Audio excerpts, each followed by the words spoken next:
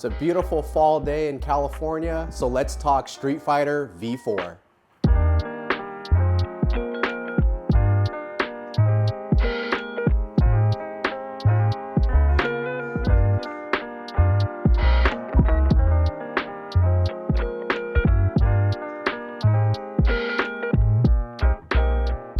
As most of you guys know, I'm a sport bike guy. I'm not really into the whole naked bike thing. I rode a few, but I've never rode a Streetfighter, especially a V4. So this video today, you're going to get my actual first impressions of the Streetfighter V4. For those that don't follow the channel, this is normally what I ride: a 2023 Panigale V4 and a 2023 Aprilia RS V4. As you can see, both have had some modifications, nothing too crazy, but not stock either. So since I have them side by side, I've got both here. Let's take a look at them up close, one right next to the other. And there they are on the right, 2024 Streetfighter V4. On the left, a 2023 Panigale V4. First thing we're gonna need to do is we're gonna need to address, we need to do something with those handlebars. I mean, not all Ducati's fault. Obviously this has been added, the Insta360, as well as the phone mount, but that handlebar setup is very, very busy. First thing I noticed that most people don't talk about is the difference in the seat. So let's look at this Panigale seat. Look how thin it is here. Look at this Streetfighter seat. Look how thick it is, especially towards this back portion of the seat. Look at how much taller and thick that seat is. Rear pegs on the Streetfighter also much lower. So look at the angle that this bracket is. Now look at the Panigale V4. This bracket basically comes straight across. There's no drop to that peg at all. So your feet are gonna be a lot higher on a Panigale.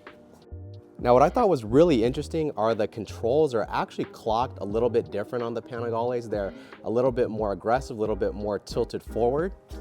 Whereas the Streetfighter, the controls are actually more straight up and down. They're more clocked this way, which is pretty interesting. Now, what I really like about what Ducati does with the Streetfighter series is they give you the real engine. So the Streetfighter V4, other than some little tuning differences and stuff like that, it's the same engine as what's in the Panigale V4. A lot of the other naked leader bikes, I mean, basically all of them except for MV Agusta, the naked leader bikes get some watered down version of the real engine. So when you look at the Tuono, the S1000 single R, M1000 single R, MT10, they all get a watered down version of the real engine. With Ducati and MV Agusta, you get the real engine that it's supposed to have. So when I say watered down engine, what do I mean? I have some specs here. Tuono V4, 175 horsepower versus RS V4, 217 horsepower. S1000 single R, 170 horsepower. S1000 double R, 205 horsepower. MT10, 160 horsepower. R1, 198 horsepower. And of course, Ducati Streetfighter V4, 208 horsepower versus the Panigale V4's 210 horsepower. So as you guys could see there, generally the naked bike equivalent of its super sport sibling has a much different engine, has a much different output. Now, of course, horsepower, it's not the only reason to buy a motorcycle. It's not the only important thing. It's probably not even the most important thing. But when we talk about buying a 1000cc naked bike, it is kind of important. It's supposed to be top of the line. And for me, if I spend the money on a 1000cc naked, I want the same engine as its super sport sibling. And that's what Ducati does here, which I think is fantastic, honestly. After all, that's one of the main reasons to buy a Ducati is the uniqueness. And when we see here, between the Panigale V4 and the Streetfighter V4, there's a lot of part compatibility. So this whole cowl is the same, the tank is the same, wheels are the same, brake setups are the same. I mean, there's a lot of differences, but there's a lot of similarities as well between the two. When you look at how the exhaust is routed, that's all the same as on the Streetfighter.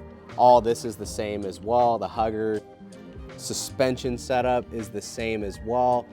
A lot more similarities than there are differences, and I think that's great. You can tell even just by looking at them that they are related to each other.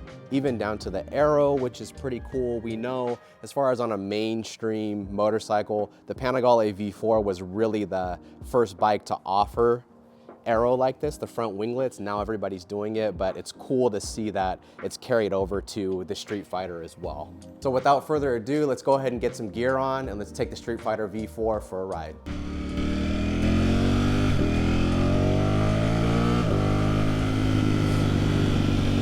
Okay, 2024 Streetfighter V4. Immediately, it feels familiar to me. The characteristics are similar to the Panigale. I will say immediately I'm feeling the seating position is much more comfortable on the Streetfighter V4. Kind of goes without saying. I mean, you have handlebars instead of clip-ons, plus the foot pegs being much lower. But the engine characteristics are the same, quick shifter is the same, feels very, very similar. Another thing I'm noticing right away is I guess because of the fairings, it doesn't seem as wide. The Panigale V4 always seemed very, very wide to me.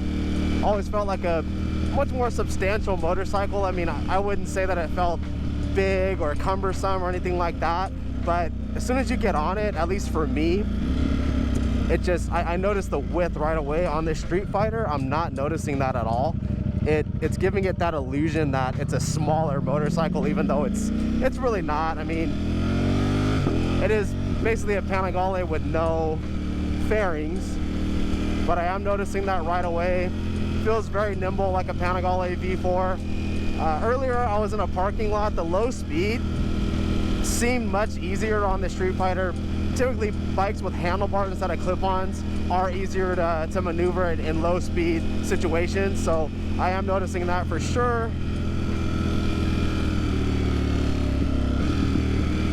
Probably hop on the freeway here and let's see what the wind is going to be like.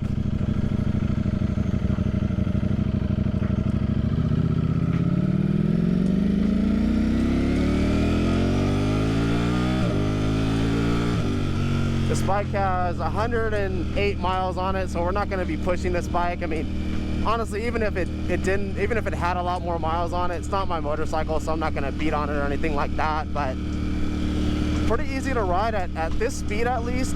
The wind seems normal. I don't think that there's any difference between this and a Panigale, but we'll see when we get on the freeway. The mirrors are quite usable. I know most of you probably don't really care too much about the mirrors, but I am noticing that right away. The Panigale had about the worst mirrors I've ever seen. They're not usable at all. These are actually pretty good.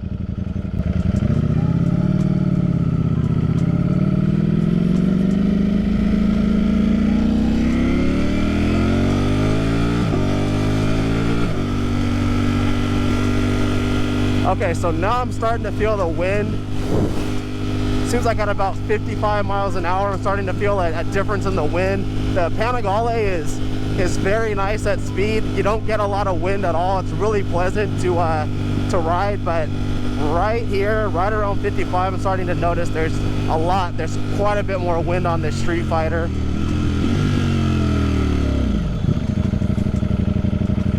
So I got a feeling on the freeway, 70, 80 miles an hour, it's probably gonna be pretty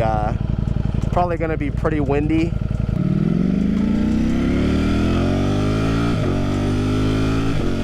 Seems like the clutch engagement's a little bit smoother too. On both my Panigales, the V2 and the V4, the clutch engagement is very late. It has kind of an on-off type of feel to it. This one feels a little bit smoother for some reason. It might just be the way the clutch is bled or something, but I do notice that it feels like it's a little bit easier to modulate the clutch on this bike, but it should be the same, but for whatever reason it seems like it's a little bit better.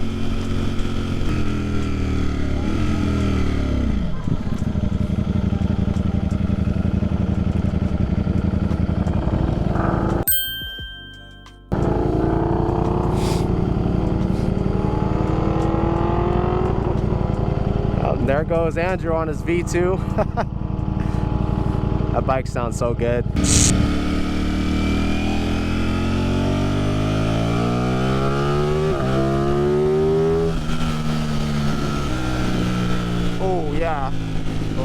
lots of wind. It's that little baby pull there. Again, this bike's still being broken in, it's not mine, but lots of wind there. Let's see, let's get up to cruising speed. Yeah, I noticed 80 miles an hour. The wind is pretty severe, significantly more wind buffeting over a Panigale. Kind of to be expected, of course, but I don't know, maybe a little fly screen would help a lot, but this is quite windy.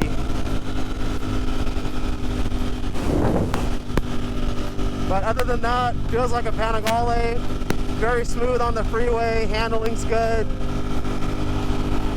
I do notice the, I guess because the seating position, I'm so straight up and down, I notice that I have to really look down to see the gauge cluster.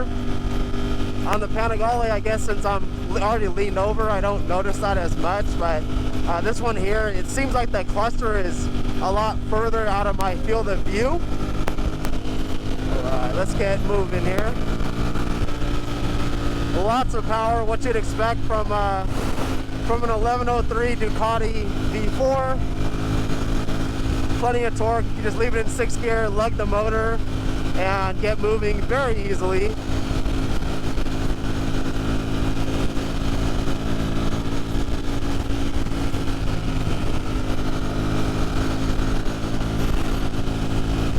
Yeah, I'm trying to kind of make myself a little smaller, kind of tuck down a little bit, but it doesn't seem to help that much. I'm sure it's something that you can get used to, but I don't know if it has something to do with the winglets, but it feels like the wind is actually worse than the other naked bikes that I've rode. So it might be in my head because I haven't rode a naked for a while, but this actually feels worse for some reason. Let's give it a little more speed.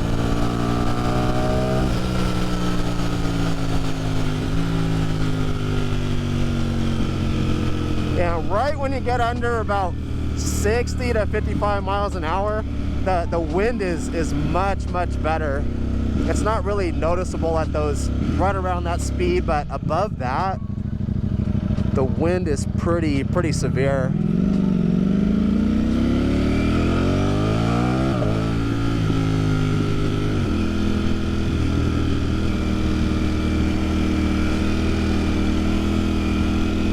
It feels very strange to sit so straight up and down on what basically feels like a Panigale. But overall feels good. I could definitely see this for somebody who still wants Panigale performance, but you know, maybe your body just can't handle a sport bike anymore. You know, maybe you've got some type of work injury in your back or your knees or something like that, or in your wrists. I could definitely see this being a good option for you, because I don't feel like you're making too much compromise with this. So, and that's just kind of a Ducati thing, is if I buy a Ducati, I don't want to buy it for a compromise. I want to feel like I'm on a Ducati, and this is, I think this does that. This gives me that Panigale feeling, Panigale flavor. It feels exotic, but a little bit easier to live with, especially if you've got, you know, something going on with you as far as your health, or maybe just age even. You know, when you get older, things hurt more, and it's harder for you to ride a sport bike. I mean, this is a good option. The heat is also much better. I don't even notice that this bike is getting hot at all. I actually forgot about the heat problems that people complain about with Panigales. It just kind of came into my mind just now to think about the heat, but I mean, this feels completely different as far as heat goes compared to a Panigale. Makes sense. I mean, there's no fairing, so there's a place for the heat to go. But if you're somebody who's heat sensitive, you're worried about the heat from a Panigale V2 or V4, this is pretty impressive. This is much better. I mean, it's a fall day in California. It's about 60 degrees right now, so it's pretty cool weather. But even a Panigale in 60-degree weather, it's definitely hot, so it's not gonna burn you, but it's certainly very, very hot. It does get pretty uncomfortable. This, I don't feel that at all. This is pretty good. I'm pretty impressed with this. That's a nice Olds. I think that was a 442, I think. Everybody's got their classics out with this Chevrolet, old Monte Carlo. Might have had something going on at the park or something. There's a park close by my house. I'll probably cover it in another video. But a lot of guys take their lowriders out there. Pretty cool, pretty big event. There's some pretty nice lowriders in the area. Now I get a lot of people in my comments saying that they mistake the exhaust valve for the cylinder deactivation. So on these bikes, it's a very specific parameters have to be met for the cylinders to shut down.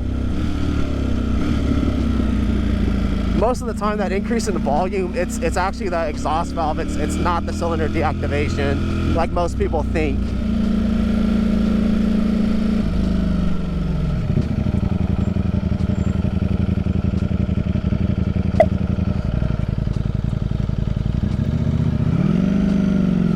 I do appreciate too that this Streetfighter has the same exhaust setup as the Panigale V4s, and these engines, when the exhaust valve is open with the stock exhaust, they actually sound pretty good. I mean, of course, it can be improved upon. Getting an aftermarket exhaust is a thanks, man.